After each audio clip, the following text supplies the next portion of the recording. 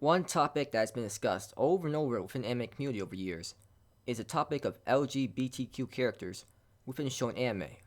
I've seen this on Reddit and my anime list forums many times. One thing I see over and over is people asking if there's a battle shonen anime series with a gay main character. To that, the answer is no, there isn't. It leaves people asking if there should be better LGBTQ representation within shonen anime. It leaves people wondering, why isn't there a gay main character in a battle shonen? These people asking this question are obviously not from Japan. It makes sense why this topic is being talked about more and more. Times have changed. People are more open for sexual orientation, and countries are embracing the LGBTQ community more.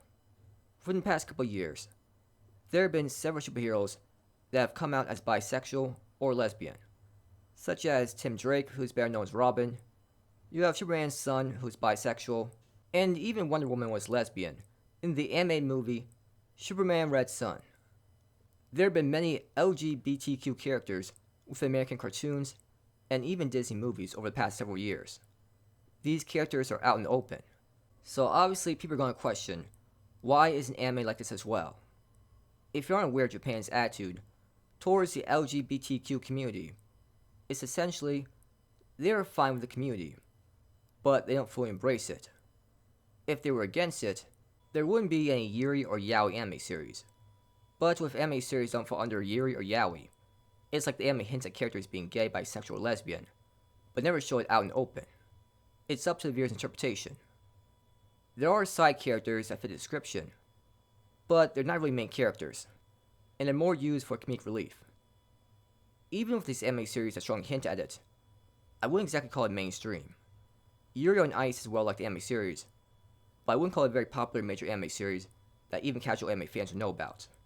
The thing that really holds back about shonen anime series from having a gay main character is that it's targeted towards young guys, and they wouldn't be interested in something like this.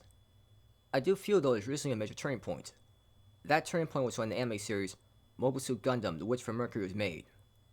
The Gundam franchise is as iconic and mainstream as it gets. One of the first things to think of that really represents anime as a whole is giant robots.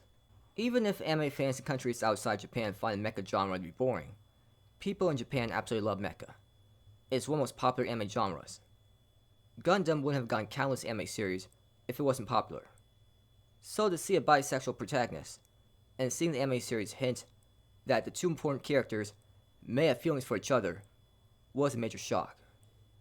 I really don't think people get how groundbreaking it was. This is not just an anime series that has a decent amount of fans. This is one of the most popular anime series out there, watched by many. Maybe people in other countries find it boring, but people in Japan certainly liked it. And what is the target audience for a Gundam series? It's young guys, which is the same target audience for a battle shonen anime series. There was drama recently where there was a magazine article where it stated the girls being married is left to interpretation. But we know what we saw. Nothing's going to change our minds about that. It just shows Japan is taking small steps towards embracing having LGBTQ characters in popular series, but still not quite all the way there yet. In general, Mobile Suit Gundam: Witch from Mercury was well received by many anime fans, both in Japan and outside Japan. The Blu-ray sales did really well. It was a success overall. People don't mind seeing the anime hint at romance between two girls. There is all this talk that Japan wouldn't really embrace LGBTQ characters in popular anime series, and here it was embracing these characters. It showed how times have really changed. So if this is going so well in Gundam series, why wouldn't it go well in a battle shonen anime series? It does feel like that eventually, someone will try having a gay main character in a battle shonen anime series. Maybe not completely out in the open, but probably hint that he's into guys, and may end up with a guy at the end of the series. People say it's impossible. It will never happen. It just did though with Gundam, so you never know. Now one thing people may say is that Gundam: Witch from Mercury was about two girls liking each other.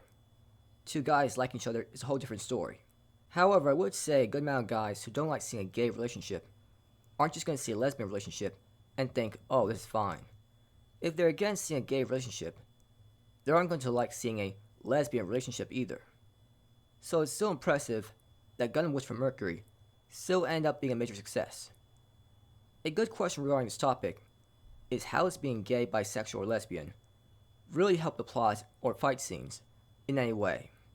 It doesn't. But do you really think these writers would really care about that? What does two girls liking each other have to do with war and intense mecha fights? It doesn't really have anything to do with it. Yet, we still saw it anyway in that Gundam series.